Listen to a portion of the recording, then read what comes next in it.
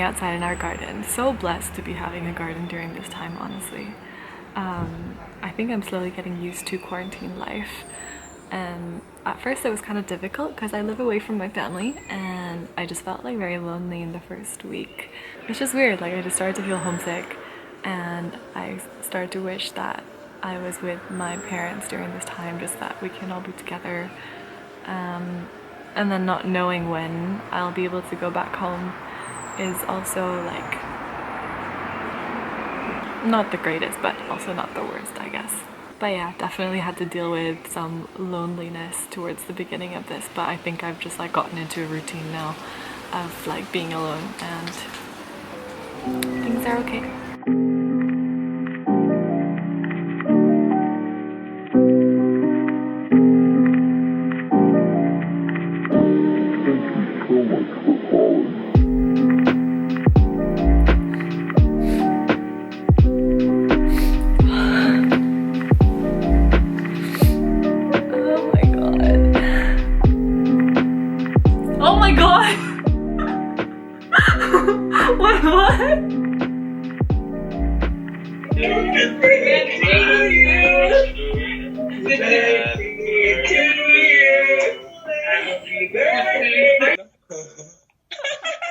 Is mine like speakers like that?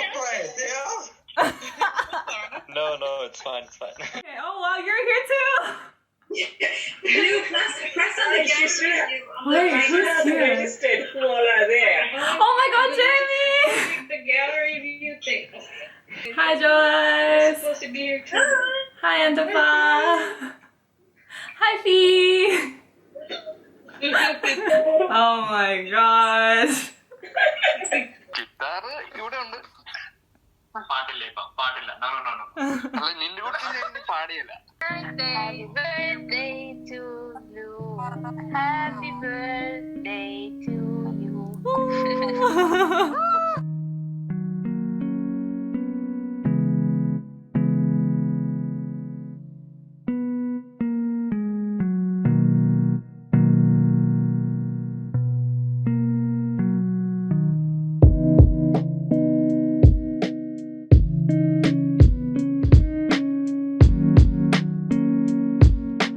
Initially, I was kind of sad thinking that I'd have to spend my birthday alone, but I think I was able to speak to more friends in my quarantine birthday than I would have during a normal birthday, because this time everyone was just a phone call away.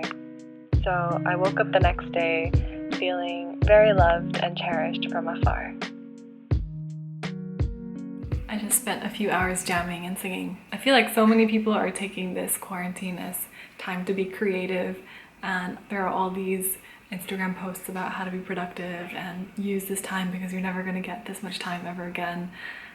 But I've kind of been part of the other group, which kind of just feels a bit overwhelmed, and I haven't really been wanting to be that creative, or I've had to force it these past couple of weeks.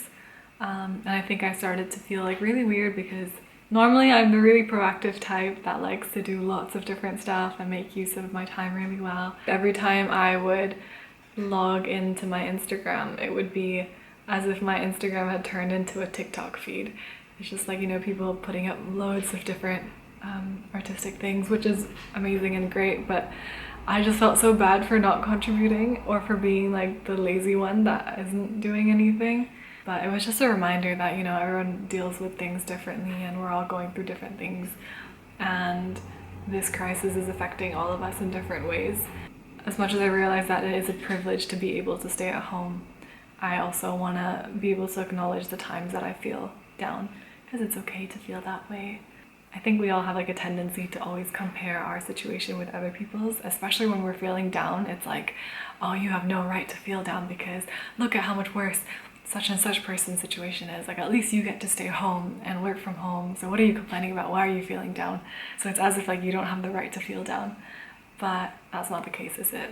It sure is a weird time, but I'm trying to remind myself that this quarantine is not a productivity competition and I should just take things at my own pace and baby steps, you know?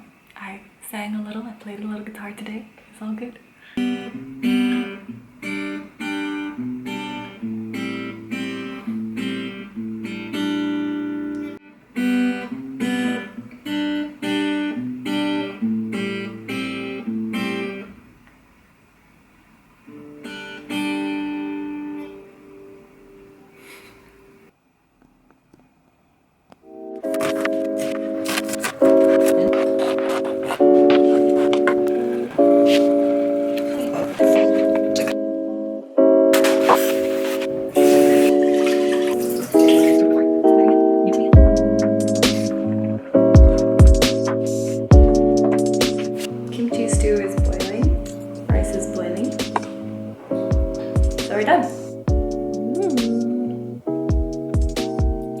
actually so surprised. I was not expecting this to taste good. I'm so proud of myself.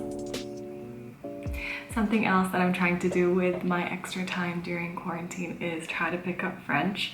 Wait, let me actually try saying this in French.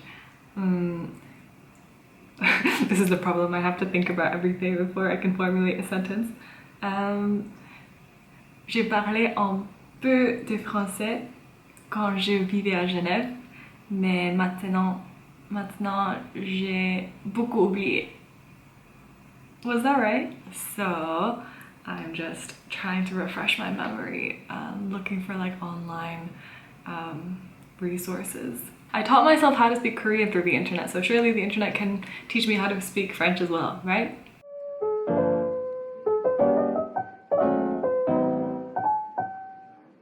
I'm gonna try and make dalgona coffee because have you really been in quarantine if you've never tried to make dalgona coffee? It smells so good already.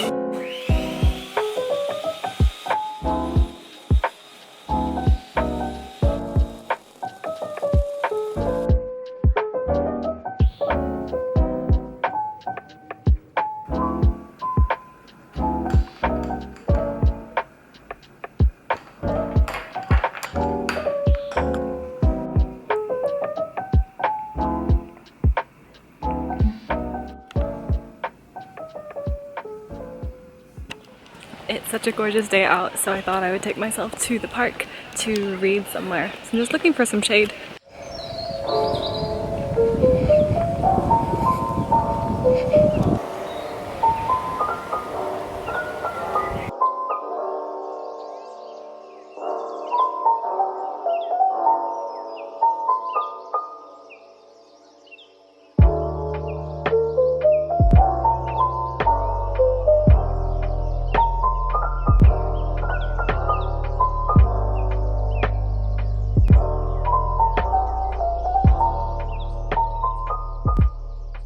I moved here because the other spot wasn't sunny enough. I must say sometimes quarantine does feel kind of lonely, especially because everybody else keeps on posting things about spending time with your family and using this time when they're stuck at home as like a bonding session. Since I live away from my family, I don't get to experience that and it makes me miss them. And on days like today where the weather is really nice and warm, I also want to go to the park with my family. I don't mind doing it by myself either because I quite enjoy my own company as well, and if you've watched my previous vlogs you'll see that I do genuinely hang out by myself quite a lot. Like I'll take myself out into the city and do stuff just alone just because I think it's kind of fun as well. But somehow the fact that I don't have a choice right now is taking away the fun. Plus I've got my 2 flatmates, which is also really nice and I'm really, really grateful for them. So I know a lot of people have it a lot worse than I do. I can't imagine how people are surviving when they're like living completely by themselves, like in a studio flat or something. Trying to still remind myself that, you know what, let's just choose to be positive and choose to be grateful for the situation we're in right now. And I'm definitely still in a very, very privileged position. I also brought my journal out. Oh, maybe let's not show you guys that. But I've been journaling since I was, I guess very little, but then it was never really like a habit that I would keep up. But then when I got to university, I guess like when I was maybe 20 years old, that's when I like properly really started journaling again regularly. And I found that it helps me a lot. I don't really do it like, you know, it's not like every single day, it's not even every week, it's literally whenever I feel like it, and it's just like a collection of thoughts more than like today I did this, yesterday I did that. It's more of like what's on my mind, what am I going through, what are my thoughts. And I've been doing that, so like, you know, sometimes I'll have like an entry once a month, sometimes it's going to be multiple times a month, sometimes I haven't written anything for a month, so it's just completely up to like however I feel.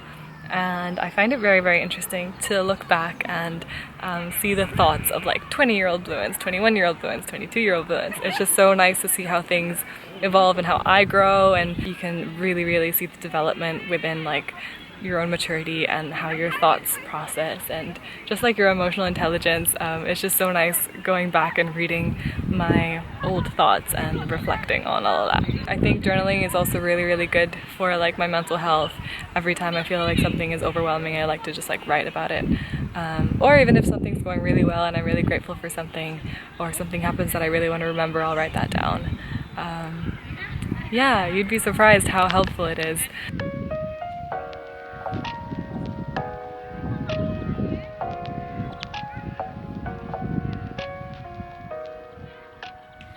Hello and welcome back to another episode of Dinner with Bluinse. We're gonna make pasta aglio e olio. I don't know if I'm pronouncing that correctly, but yeah, this is what I like to make when I don't really have any more ingredients at home when I run out of groceries.